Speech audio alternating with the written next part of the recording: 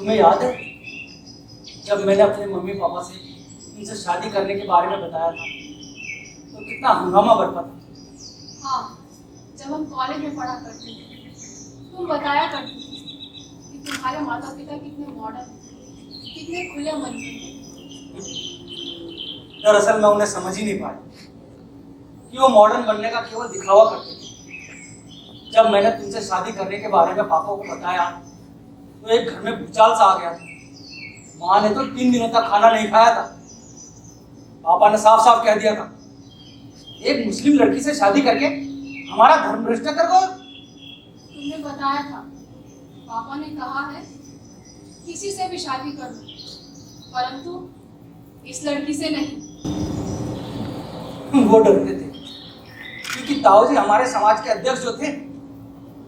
इसलिए जब मैंने तुमसे शादी कर ली तो उन्होंने हमसे सारे रिश्ते नाते तोड़ दिए और बकायदा इसकी अखबार में खबर छपवा कर घोषणा की थी। हाँ, और तुम्हारे दोस्त भी तो हमें मॉल का वास्ता देकर समझाते थे कि धर्म के आगे प्यार और कुछ नहीं होता। यहाँ तक धर्म के कुछ लपोट तो लव जिहाद के नाम पे हमारा कत्ल करना चाहते थे। वो तो शुक्र है उन दिनों गदर पिक्चर का कि मेरे अंदर का सनी देओल जगा दिया और फाइनली मैंने तुमसे कोर्ट मैरिज कर ली। हाँ, और इस कारण हमें अपना घर, शहर, यहाँ तक कि सरनेम छोड़कर शहर शहर भटकना पड़ा। आज भी जब दरवाजे पर कोई भी आहट होती है तो हम सहम से जाते हैं। हाँ, जैसे आपा फूफी की बेटियां बुर्के में जवानी को ढक जाती। अम्मी कुछ खास मौकों पर ही बुर्का पहनती थी। अम्मी को देखकर लगता था सदियों का बोझ उतार कर फेंक रही हूँ। सचमुच कितनी घुटन होती होगी ना। अब्बू रेलवे में नौकरी किया करते थे। वे अक्सर कहा करते थे, कौम को जहालत से निकालने के लिए औरतों का पढ़ना लिखना बेहद जरूरी है।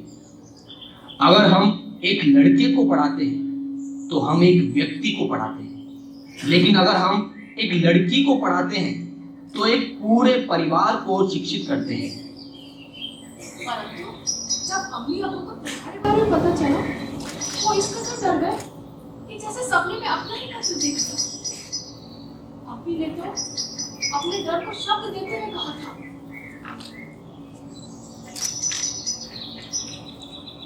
तो अखबार नहीं पढ़ती क्या? कौमें तबाह हो जाएंगी। तालीम का मतलब तारीखों को खून से रंग देना नहीं होता। अरे छोड़ दे ये विचार। राशिद अच्छा लगता है, विदेश जाने वाला है। एक बार मिल लेना फिर जल्दी निकाह कर देंगे। फिर प्रोफेसर अब्दुल ने, रेखा ने और संविधान ने हमारी हिम्मत बांधी, साथ दिया। और फिर सारी डर, शंकाएं सब कुछ छोड़कर तुम्हारे साथ चल गई। ये भी याद न रहा कि मैं कौन, किस जाति संप्रदाय से हूँ। मुझे बस याद रहा तो इतना, तुम और तुम्हारा नाम मेरे साथ है। आज हमारी शादी को 20 साल हो गए और हमारा बेटा कहता है कि अम्मी आपा, आप दोनों ने अपने संघर्ष को बढ़ा लिया है। चाहे वो रोजगार के स्तर पर हो, रिश्तों के स्तर पर हो, समाज के स्तर पर हो या कट्टरपंथियों से बचने के स्तर पर हो। आप लोगों के चलते मुझे न नाना नानी का प्यार मिला न दादा दादी का। परंतु आज हमारे पास तो सब कुछ है। अच्छी नौकरी है, हैसियत है, सब कुछ तो है हमारे पास। फिर भी अतीत और करीब की नजर आज भी हमारा पीछा करती है। जैसे कह रही हो कि प्रेमियों का प्रेम केवल किस्से कहानियों तक, बाहर घूमना निषेध है। सच तो यह है कि आज भी हम एकांत के पद पर चढ़ जाते हैं कि बीता हुआ समय दरवाजा खोलकर अचानक सामने ना आ जाए। मन पर डर की ये बात पर खुलकर कोई मन नहीं पढ़ने देते। और उसी को मिटाने के लिए हम अक्सर इस पार्क में चले आते हैं कि हमारा अकेलापन दूर हो। सुनो, क्या तुम उन दोनों को जानती हो? हाँ, देखा है अक्सर इसी पार्क में। एक तो शायद चौकीदार है और दूसरा शायद सफाई वाला है। नहीं, वो चौकीदार नहीं है, इस पार्क का केयर टेकर है। उसका नाम नवल है। वो अपने आप को किसी से भी मिलता है तो नवल जी कहकर इंट्रोड्यूस होता है। यहाँ पार्क में घूमने आने वालों की हर एक शख्स की उसको जानकारी रहती है, कौन कहाँ से आया, कहाँ जाया, क्या उसको तकलीफ है। यहाँ तक कि उसे पार्क के बारे में इतना पता है कि कौन से सीजन में किस पौधे पर कौन से फूल आएंगे, घास कब कटेगी। यहाँ पार्क में घूमने आने वालों की हर एक लोगों पर नजरों ही नजरों में वो निगरानी करता रहता है और संदिग्ध लोगों को रोकते टोकते रहता है। और वो जो बीड़ी पी रहे हैं वो कौन है? वो उसका नाम रामरथ है। ज्यादा बीड़ी पीने के कारण उसके होठ काले पड़ गए हैं। वैसे उसको देख करके सहज ही जाना जा सकता है, ना तो उससे किसी से शिकायत है ना ही कोई उम्मीद। उसके चेहरे की गणित, उसकी झुर्रियां सारे जीवन की गणित को खारिज करती है। वैसे वो पार्क की सुबह सुबह ही साफ सफाई कर देता है, मगर आज वो गांधी जयंती है ना, इसलिए शाम को साफ सफाई का एक एक्स्ट्रा राउंड मार करके बैठा हुआ है।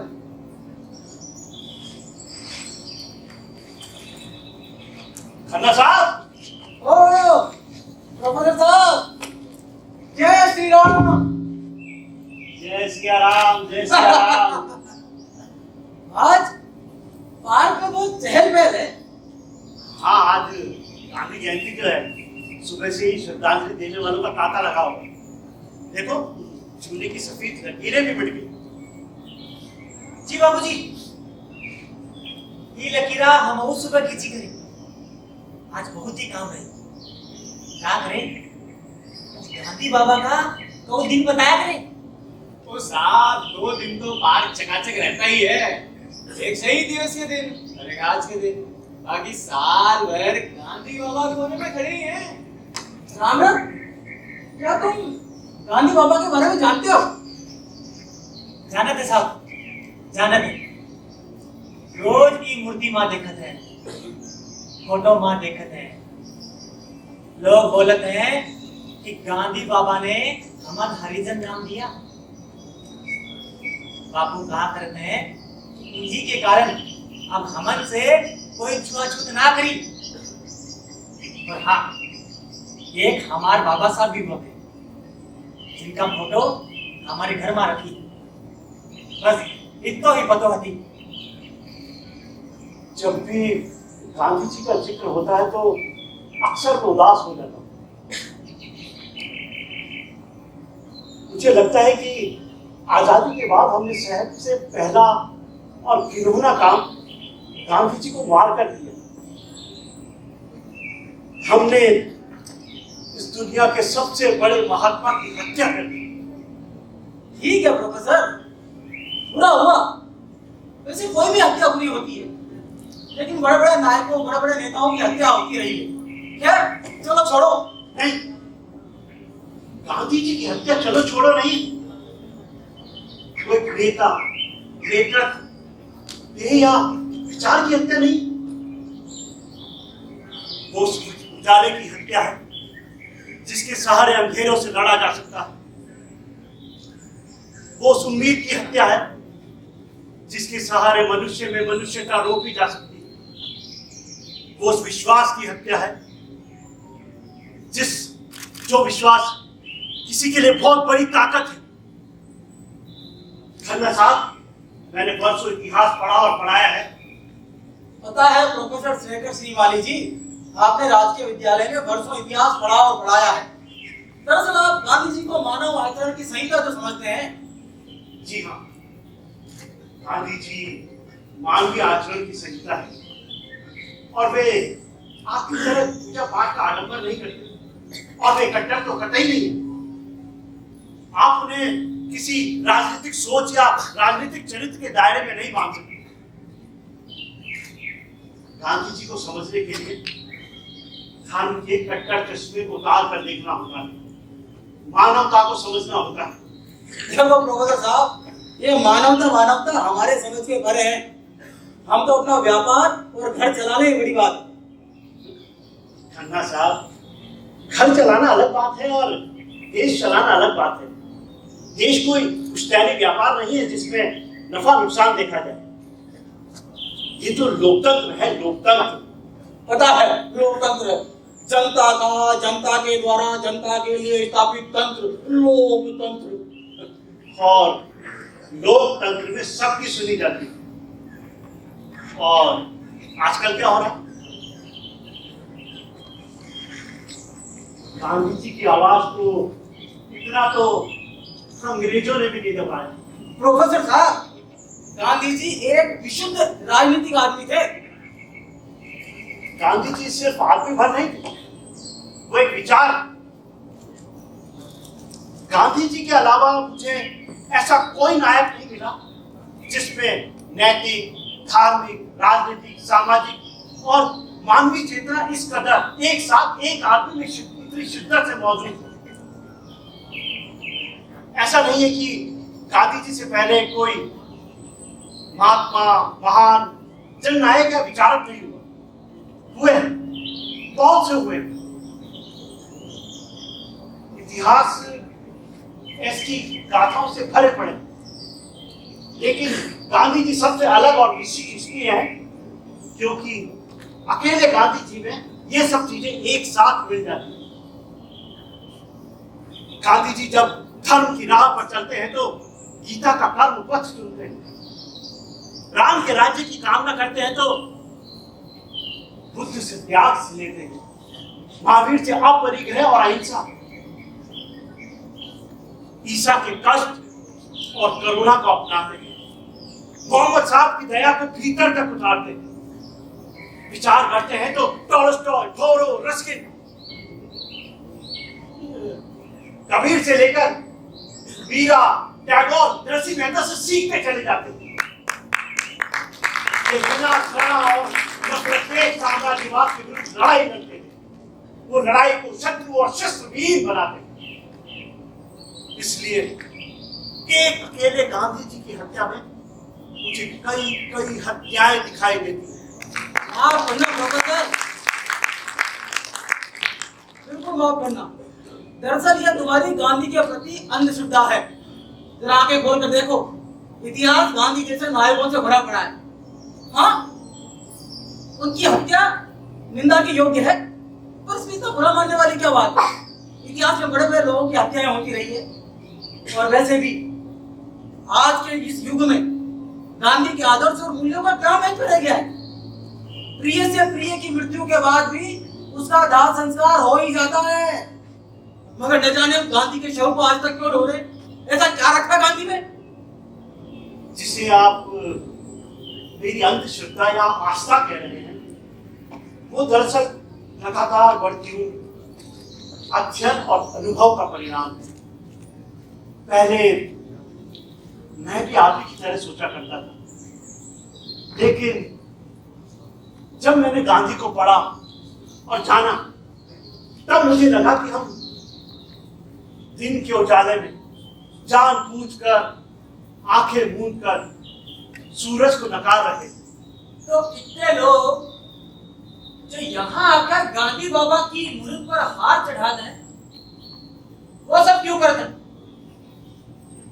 जीवन मूल्य का होना कोई मूर्त या किताब में लिखी इबारत नहीं, मूल्य का होना जीवन के सौंदर्य से जुड़ा, व्यक्तित्व के तेज से जुड़ा। जब मैं गांधी की मृत्यु पर दुखी होता हूं तो मैं अपने किसी प्रियजन की मृत्यु का प्रलाप नहीं करता, मूल्यों के मिट जाने का संताप व्यक्त करता हूं। गांधी शव नहीं, समझ। और गांधी की हत्या मुझे अनवरत चलने वाली एक प्रक्रिया से लगती है। आज का समाज, राजनीति का चेहरा, दुनिया की दौड़, आतंक का साया, हिंसक चरित्र, मूल्यों का पतन, बच्चों का भविष्य, ये सब रोज होने वाली गांधी की हत्या ही तो है। हालांकि इन बातों से गांधी की हत्या का कोई लेना देना नहीं है। वैसे भी इन सब में तुम और हम कर भी क्या सकते हैं? इसमें तो परेशान होने वाली क्या बात?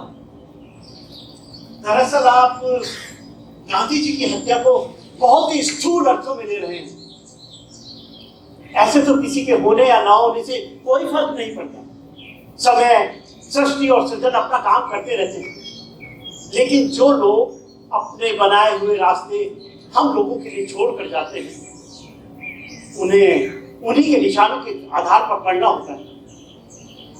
मुझे लगता है कि गांधी जी समाज के लिए आचरण की संहिता रचते हैं। धर्म से लेकर राजनीति, व्यापार, रोजगार, स्वास्थ्य, शिक्षा, हर प्रकल्प पर उनकी अपनी दृष्टि है। और एक समाज और समूह के रूप में हम उस दृष्टि को नकार रहे हैं। दूसरे शब्दों में हम गांधी जी की हत्या कर रहे हैं। तो बंटवारे के लिए जो जिम्मेदार थे, उसी वजह से तो गांधी का वध किया गया था। खन्ना साहब, पहले तो मैं आपको बता दूं कि गांधी का वध नहीं, हत्या हुई थी, हत्या।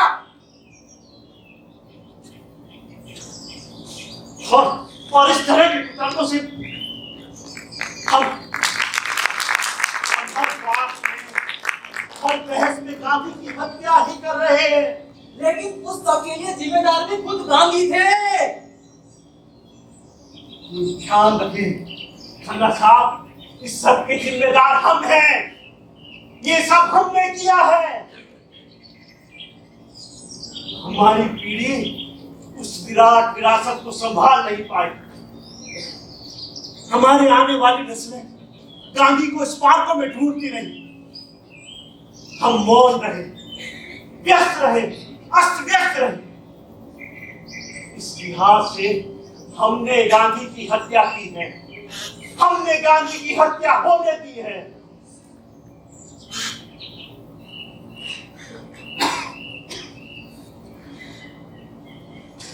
हम तो इन बूढ़ी हड्डियों में इतना भी दम नहीं कि गांधी से लाठी मांगकर उनके रास्तों पर 2 कदम चल सके।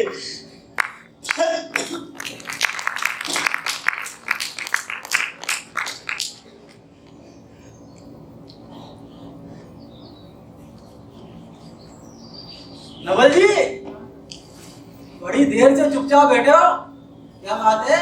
प्रोफेसर साहब की प्रोफेसरी सुन रहे हो? आप दोनों की बातें सुन रहा हूँ, बड़ा मजा आ रहा है।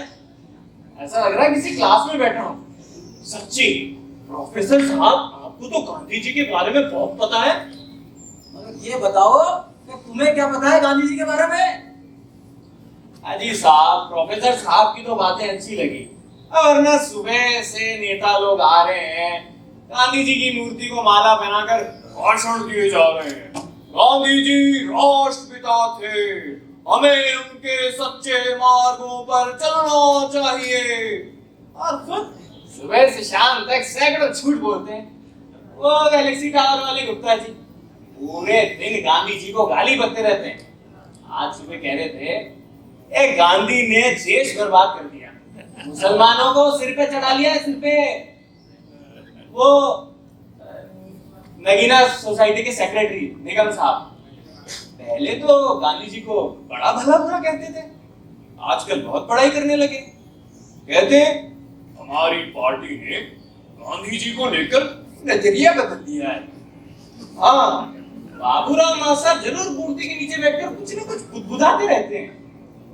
पैरों में घिसी हुई चप्पल और पुराना कुर्ता पहन के आते हैं, जबकि दोनों बच्चे बहुत अच्छी जगह पे हैं। एक आध बार मैंने टोका भी। कहते हैं कोई चीज जब तक थोड़ा भी काम दे उसे तजना नहीं चाहिए। कहते हैं नवल जी, घर के बुढ़े जब पुराने हो जाते हैं, क्या उन्हें फेंक देना चाहिए? कभी कभी हड़ताल अनशन वाले मूर्ति के नीचे बैठकर किस्से कहानियां सुनाते हैं। अब भाई कुल मिलाकर बात इतनी है कि गांधी जी को लेकर कोई कुछ कहता है तो कोई कुछ और। अब भाई कोई क्या कहता है ये छोड़ो, तुम तो मुझे ये बताओ कि तुम्हारे क्या समझ में आया? गांधी कौन थे, कब थे, कहाँ थे, कैसे थे और क्यों थे? हाजी साहब, हमें तो भले ही आदमी लगते थे। मेरे बाबूजी गांधी जी में बहुत मानते थे। हम तो स्कूलों में वो गाना भी गाते थे, साबरमती के संत तूने कर दिया कमाल, दे दी हमें आजादी बिना खड़क बिना ढाल। बाकी प्रोफेसर साहब अभी बता ही रहे थे कि गांधी जी क्या थे। प्रोफेसर साहब और भी कुछ बताइए ना गांधी जी के बारे में, आज तो उनका दिन भी है। आज का क्या, सारे दिन ही गांधी जी के हैं। वैसे नवल जी, आप क्या काम करते थे? अरे माफ कीजिएगा, वो मुझे पता है कि आप इस बगीचे की देखभाल करते हैं, इसलिए आप ये चाहते होंगे कि इस बगीचे में सब रंग के फूल खिले, चारों तरफ हरियाली हो, सारे पेड़ पौधे हरे भरे रहे, सारी दूर साफ सफाई रहे, आने जाने वाले लोग एक दूसरे से प्रेम से बात करें, एक दूसरे का सुख दुख बांटे, कोई किसी को नुकसान न पहुंचाए, किसी को किसी से पीड़ा न पहुंचे। जी हाँ, बिल्कुल चाहते हैं। बस यही गांधी जी है, यही गांधी जी चाहते हैं। गांधी जी पूरी दुनिया को एक बगीचे की तरह देखते हैं, और जो कोई अपने आसपास उस हरियाली, उस महक को रखता है, वो अपने भीतर गांधी जी को जिंदा रखता है। समझ गया। गांधी जी दुनिया की बगीचा बनकर हिफाजत करते होंगे और फूल तोड़ने को चलने वाले उनके दुश्मन बन गए होंगे। अच्छा, इसीलिए गांधी जी की मूर्ति पार्क में बिजूका बनकर खड़ी है कि कोई जानवर बगीचे को नुकसान ना पहुंचा दे। कुछ हद तक तुम्हारी बात बिल्कुल सही है, लेकिन सच यह है कि गांधी जी की मूर्ति पूरे देश भर में यही काम कर रही है। तुमको जानकर आश्चर्य होगा कि रूस, चीन, America, Afghanistan, Pakistan, Iran, Indonesia सहित 80 से ज्यादा देशों में गांधी जी की मूर्तियां हैं। और कार्यालय परिसर में उनकी प्रतिमा खड़ी है, जिनके जबड़े से गांधी जी ने देश को आजाद करवाया था। क्या फायदा ऐसी मूर्तियों का? रोज तोड़ी जाती है, रोज ढाई जाती है, कौओं और कबूतरों का मल ढोती है मूर्तियां, और इस मूर्ति की आड़ में ये नेता, सरकारी नौकर, ये गुंडे, ये जानवर देश को चल रहे हैं। आपकी बात बिल्कुल सही है खन्ना साहब, किंतु ये भी सोचें कि हर बार बहकर, टूटकर, मिटकर भी गांधी जी की मूर्ति गांधी का कद पहले से भी ज्यादा ऊंचा कैसे कर देती है? कारण स्पष्ट है। पशुता गांधी जी को ध्वस्त करने में लगी रहती है, और मानवता गांधी जी की प्रतिमाओं में, तस्वीरों में अपना चेहरा खोजती है। यद्यपि गांधी जी और स्वयं मैं इसके समर्थक नहीं, किंतु सच ये भी है कि पूरी दुनिया में गांधी जी की प्रतिमा यही काम कर रही है। गांधी जी की प्रतिमा कोई हमें आम जन को दिशा निर्देश देती, उन्हें प्रोत्साहित करती सत्य अहिंसा के। इससे कोई फर्क नहीं पड़ता कि उनकी छांव में बैठकर कौन पशु है और कौन पशुवत आचरण कर रहा है। सच तो यह है कि गांधी जी पाषाण में भी खड़ा कर रहे हैं। वाह प्रोफेसर साहब, वाह, क्या बढ़िया समझाते हैं आप। आपकी क्लास में तो कोई बच्चा फेल होता ही नहीं होगा। माफ कीजिएगा सर, अगर मैं गलत नहीं हूं तो आप प्रोफेसर शेखर श्रीमाली जी, गांधी एक विरासत के लेखक। जी बिल्कुल, मैंने आपको पहचाना नहीं। क्या आप लोग किताब पढ़ी है? हमारे प्रोफेसर साहब हैं अब्दुल जी, उनकी लाइब्रेरी के कलेक्शन में मैंने देखा है, उसमें मैंने आपकी तस्वीर भी देखी। इतनी देर से कनेक्ट करने की कोशिश कर रहा था, लेकिन आपकी बातें सुनकर ऐसा महसूस होता है कि गांधी के विषय में पढ़ना जरूर चाहिए। वैसे मेरा नाम विनय है, यही एमएनसी में काम करता हूँ, और ये मेरी वाइफ है शमा खान। नमस्ते सर। नमस्ते नमस्ते। सच में आप बहुत अच्छा समझा। दरअसल हम गांधी को जानते ही कितना कम।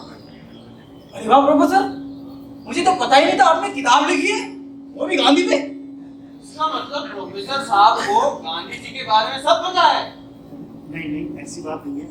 पर हाँ, एक समय में वो किताब काफी पसंद की गई।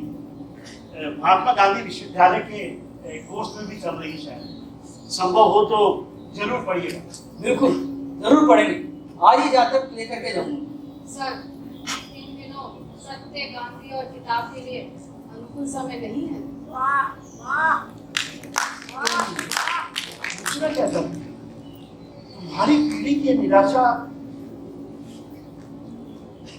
कहना क्या चाहती हो?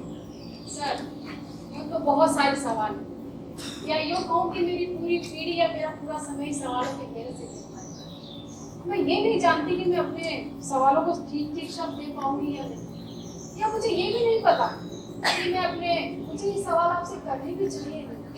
तो अगर आपकी बातें सुनकर लगा सवालों से भागकर जवाब नहीं ढूंढे जा सकते। तुम्हें हक है हमसे सवाल करने का, हमारी पीढ़ी को जांचने का, हमसे शिकायत करने का। हमें भी पता होना चाहिए कि हमारे बच्चों की हमसे क्या उम्मीदें हैं, उनके क्या संकल्प हैं, उनकी क्या संदेश है, उनकी क्या सरोकार है। कहो, बेफिक्र होकर कहो बेटा। नहीं सर, मेरा ये मतलब नहीं। दरअसल हम समझ ही नहीं पा रहे कि हमारे सपने और समय कितना जायज है। उनकी क्या उम्र है? मोबाइल की शक्ल में हम दुनिया जी के लिए घूमते हुए हमारी अपनी दुनिया बिखरी हुई है। इन एकेडमिक डिग्री के ढेर पर खड़े हम शिक्षा के अर्थ खोज रहे हैं। सही बात है सर, मेरी अच्छी खासी नौकरी है, उसके बावजूद भी मुझे नहीं पता कि मेरा कल क्या होगा।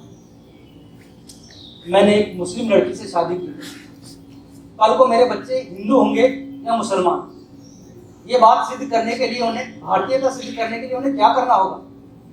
हेलो, क्या नाम आपका? विनय खान जो भी है। आपका यह प्रश्न बेमानी है, आपका यह डर बेमानी है। सबकी अपनी अपनी आस्थाएं होती है। वैसे भी आप प्यार के नाम पे धर्म से खिलवाड़ नहीं कर सकते। और यहाँ पे गांधी जी पे बात हो रही है, आप विषय को विशाल कर करने की कोशिश ना करें। क्षमा, तुम बिल्कुल ठीक कह रही। और विनय की भी चिंता है वाजिब, पर किसी भी हल पर पहुंचने से पहले तुम्हें खुद जानना होगा कि तुम क्या चाहते हो। मगर कैसे?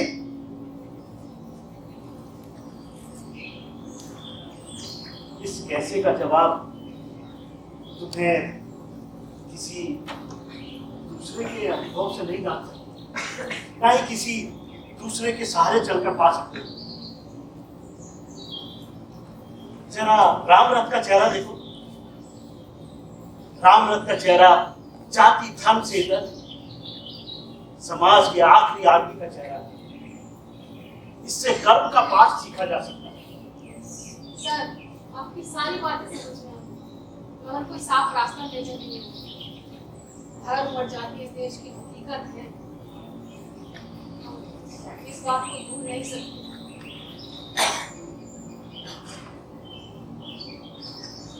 मुझे अच्छा लगा तुम्हारा इस तरह स्पष्ट।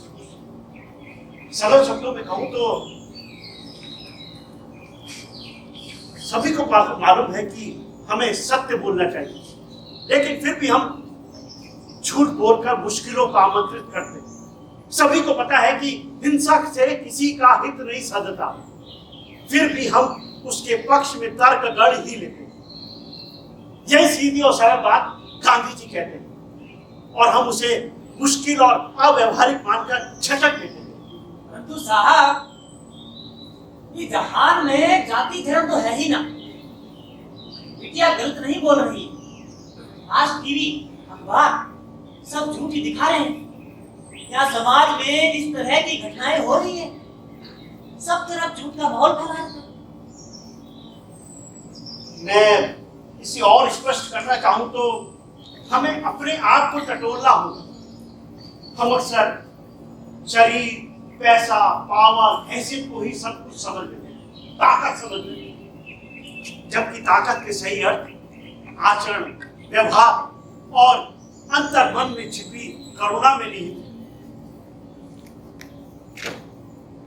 प्रेम का भाव हमें निडर, निर्द्वंद और निर्विकार बनाता है। जब हम केवल अपने लिए, केवल अपना सोचते हैं, तब सामने के सारे दृश्य ओझल हो जाते हैं। लेकिन जब हम शेष दुनिया संवारने निकलते हैं तो हमारी दुनिया खुद ब खुद सुंदर हो जाती है। अब पर प्रोफेसर साहब, आजकल हालात सच में बहुत खराब हैं। इसमें मीडिया का बहुत बड़ा हाथ है। भाई, जो हम आसपास देखते सुनते हैं उसका असर तो हम पर पड़ता ही है ना। इस तरह से कुछ समय के लिए सत्य को छुपाया जा सकता है, पर ध्यान रखें, झूठ आखिर झूठ ही होता है, उसे सत्य से पराजित होना ही पड़ता है। आपका मतलब है सत्य एक ना एक दिन खुद सामने आ जाता है। बिल्कुल। आप लोग ये मत समझना कि मैं आप लोगों को कोई प्रवचन या लेक्चर दे रहा हूँ, ना ही मैं किसी को अनावश्यक रूप से कटघरे में खड़ा कर रहा हूँ। दरअसल मैं गांधी जी की नजरों से अपने आसपास देखने की कोशिश कर रहा हूँ। मैं ये सवाल अपने आप से करता हूँ कि एक शिक्षक होने के नाते मैं समाज को क्या दे रहा हूँ या क्या दे पा रहा हूँ। इस लिहाज से मैं भी निर्दोष नहीं। खन्ना साहब के गांधी जी के अनुसार खन्ना साहब को व्यापार करते हुए आम जन की पूंजी का ट्रस्टी होना चाहिए। नवल जी के अनुसार एक बगीचा हमारा समाज, विनय और क्षमा, तुम्हें एक दूसरे के प्यार, परिवार और आस्था का सम्मान करना चाहिए। इससे कोई फर्क नहीं पड़ता कि कोई तुम्हें किस नजरों से देख रहा हो। महत्वपूर्ण यह है कि क्या तुम अपनी नजरों में सही हो, क्या तुम अपनी ईमानदार आवाज सुन पा रहे हो, क्या तुम अपना सही मूल्यांकन कर पा रहे हो। इससे आसान शब्दों में गांधी जी को नहीं समझाया जा सकता। आज पहली बार गांधी जी को इस तरह से जाना है। सही बात है सर, आपकी बातें सुनकर भीतर से सबसे लड़ने की ताकत मिलती है। किसी इंसान को मारा जा सकता है, गांधी जी को मारा जा सकता है, मगर उनके विचारों को कभी नहीं मारा जा सकता। ठीक कहा आपने।